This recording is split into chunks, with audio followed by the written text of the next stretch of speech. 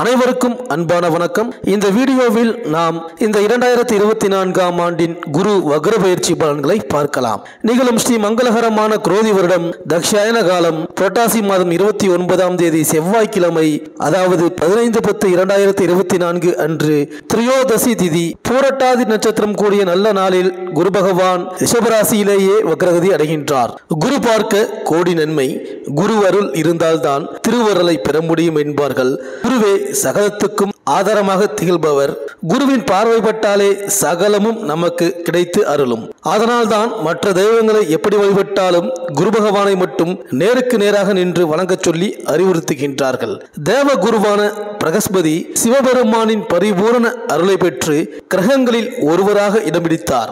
நவ கிரகங்களில் குரு பகவான் எனும் பெயர் பெற்றார். தன்னை நாடி வரும் பக்தர்களுக்கு எல்லாம் அருள்மழை பொழிகின்றார். குருவின் பார்வை, குருவின் யோகம், குருவின் ஆசி இருந்தால்தான் திருமண யோகம் கைகூடும்.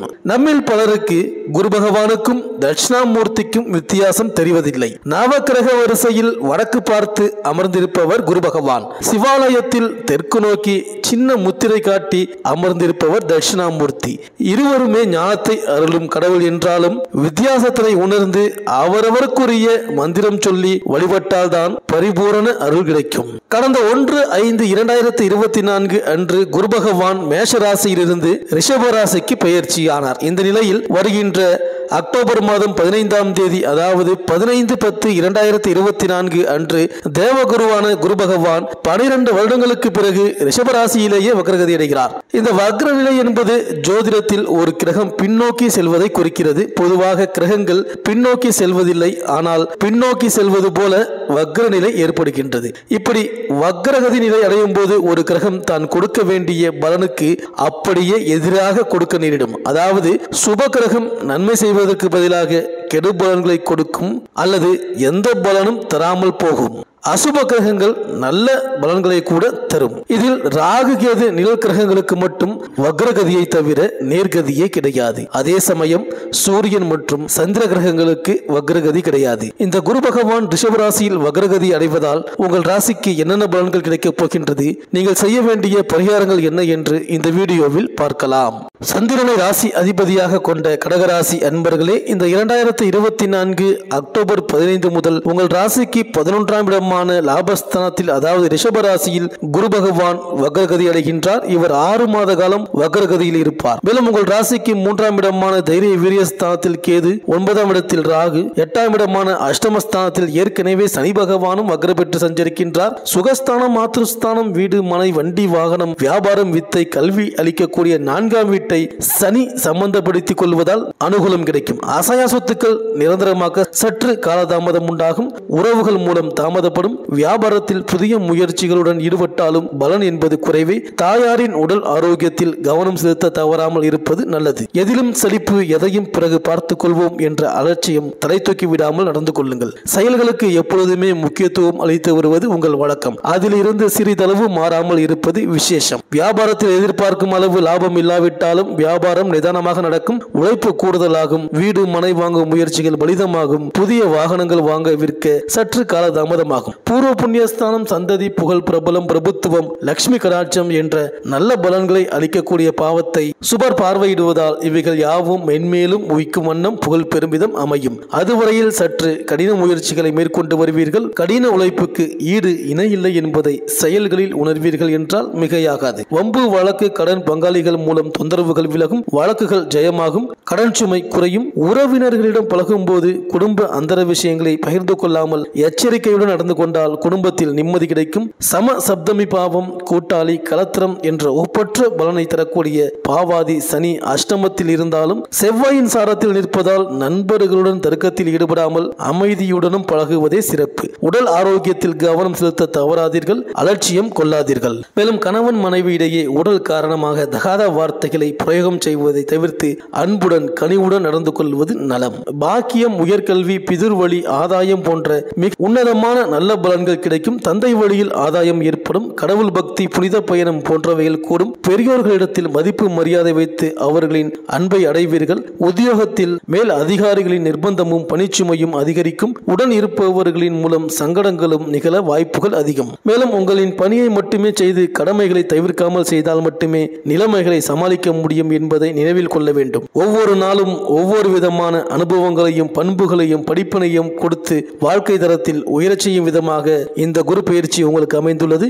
ஆகாயம் போன்ற பறந்து விரிந்த மனது, கடல் அலை போன்ற என்ன ஆசைகள் இவைகளின் மூலம் தடுமாற்றம் கொள்வது, பெருக்கெடுத்து ஓடும் நதி தடுப்பணை அமைப்பது போல் இந்த குரு பயிற்சி உங்களுக்கு பலன்களை தரும். மேலும் இந்த காலத்தில் பெண்களுக்கு சாதகமான திசையில் காற்று வீசுவதால் முக்கிய பொறுப்புகளை அவர்கள் வசம் ஒப்படையுங்கள். அது சிறப்பாக முடியும். சனி தன் பார்வையால் பொருளாதாரத்தில் நல்ல வளத்தை தருவார். பெண்களால் அனுகூலம் கிடைக்கும். உத்தியோகத்தில் உன்னத பலனை எதிர்பார்க்க முடியாது. அதே நேரம் பின்தங்கிய நிலைக்கு செல்ல மாட்டீர்கள். வேலையில் பலு இருக்கும். ஆனாலும் அதற்கு ஏற்ற பலன்கள் கிடைக்காமல் போகாது. மேல் அதிகாரிகளிடம் அனுசரித்து போகவும். பெண்கள் வகையில் இருந்த இடர்பாடுகள் மறையும். வக்கீல்களுக்கு வழக்கு விவகாரங்கள் சுமாராக இருக்கும். புதிய வழக்குகள் எடுத்து நடத்தும் போது சற்று கவனம் தேவை. மருத்துவர்களுக்கு அலுவலக ரீதியாக முன்னேற்றமான சம்பவம் நடக்கும். வேலையில் நிம்மதியும் திருப்தியும் கிடைக்கும். வியாபாரிகளுக்கு அலைச்சல் இருக்கும். தொழில் விஷயமாக தொடர்ந்து வெளியூர் பயணம் மேற்கொள்ள வேண்டியது இருக்கும். வருமானம் சீராக இருக்கும். எதிலும் அதிக முதலீடு பட வேண்டாம். புதிய தொழில் தொடங்குவதை தற்சமயம் தவிர்ப்பது நல்லது. அரசின் உதவி கிடைக்க வாய்ப்பே இல்லை. எதிரிகள் வகையில் தொல்லைகள் தலை தூக்கினாலும் அதை சனி தன் பார்வையால் முறியடிப்பார். இரும்பு, அச்சு தொடர்பான தொழில்களும், தரகு, பழைய பொருட்களை வாங்கி விற்பது போன்ற தொழில்களும் சிறந்து விளங்கும். வயதால் மூத்த பெண்கள் உங்களுக்கு தக்க சமயத்தில் உதவுவார். அதன் மூலம் வளர்ச்சியை காண்பீர்கள். பெண்களை பங்குதாரராக கொண்ட நிறுவனம் நல்ல முன்னேற்றம் அடையும். தரகு, கமிஷன் தொழிலில் எதிர்பார்த்த பலனை பெற்று முன்னேற்றம் காண்பீர்கள். உங்களை எதிர்த்தவர்கள் தவிடுபடி ஆவார்கள். கலைஞர்களுக்கு முயற்சிகளில் தடையும் மனதில் சோர்வும், பொதுநலவாதிகளுக்கு புகழ் பாராட்டும் வரும். அரசியல்வாதிகள் சீரான நிலையில் இருப்பார்கள். மாணவர்களுக்கு ஆசிரியர்களின் அறிவுரை கை கொடுக்கும். விவசாயிகளுக்கு உளுந்து, எள், பனைப்பொருள் மற்றும் மானாவாரி பயிர்களில் சிறப்பான மகசூல் கிடைக்கும். புதிய தொழில்நுட்பத்தை பயன்படுத்தி சிறப்பான மகசூலை பெறுவீர்கள். பெண்களுக்கு வசதிகள் பெருகும். நல்ல மதிப்பை பெற்று குதூகலம் அடைவீர்கள். பெற்றோர் வீட்டில் இருந்து பொருள்கள் வரப்பெறலாம். சகோதரர்களால் பண உதவி கிடைக்கும். சுய தொழில் செய்து வரும் பெண்கள் சிறப்பான பலனை பெறுவீர்கள். உடல் நலத்தை பொறுத்தவரையில் ஒருவித பயம் ஆட்கொள்ளும். பிள்ளைகள் நலனில் அக்கறை தேவை. இந்த காலகட்டத்தில் உங்கள் ராசியின் 3ஆம் இடத்தில் கேது பகவான் உத்திரம் எனும் சூரிய சார நட்சத்திரத்தில் பயணம் செய்வார். இந்த காலகட்டம் பணவரவை தரும். அதில் ஒரே விஷயம், பணம் தொடர்ச்சியாக வராமல் விட்டு விட்டு மெதுவாக வரும். அரசு சம்பந்த ஒப்பந்தங்களில் இருந்து பணம் வரும். உங்கள் மனையை அரசு எடுத்துக்கொண்டு அதற்கு ஈடான தொகை கொடுப்பார்கள். அரசு விவசாய விஷயம் காசு கொண்டு வந்து சேர்க்கும். உங்கள் வீரத்தை மெச்சி அரசாங்கம் பாராட்டும். பணமும் தரும். நீங்கள் எழுதிய நூல், புத்தகம் வெகு பாராட்டை பெற்று பயன் தரும். நீங்கள் அரசு அதிகாரியாக இருந்து நிறைய வரி பணம் சேகரித்து அளிக்கும் போது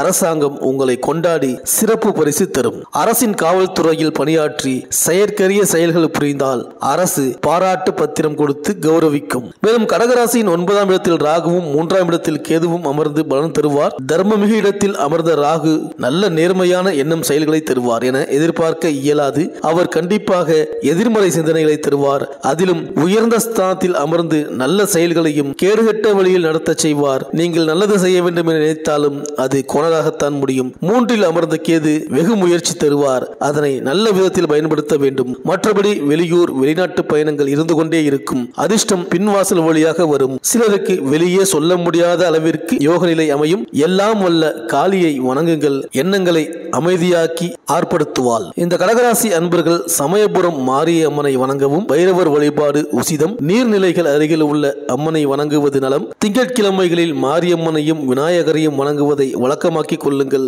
இந்த கடகராசி அன்பர்களுக்கு இந்த குரு வக்ர பயிற்சி அனைத்தும் நன்மையே நடக்கும். இந்த வீடியோ உங்களுக்கு பிடிச்சிருந்தா லைக் பண்ணுங்க, உங்க ஃப்ரெண்ட்ஸ்களுக்கு ஷேர் பண்ணுங்க. நம்ம சேனலை தொடர்ந்து பார்க்க மறக்காம சப்ஸ்கிரைப் பண்ணுங்க. பக்கத்தில் இருக்கிற பெல் ஐக்கானை கிளிக் பண்ணிக்கங்க. மீண்டும் அடுத்த வீடியோவில் சந்திப்போம். நன்றி, வணக்கம்.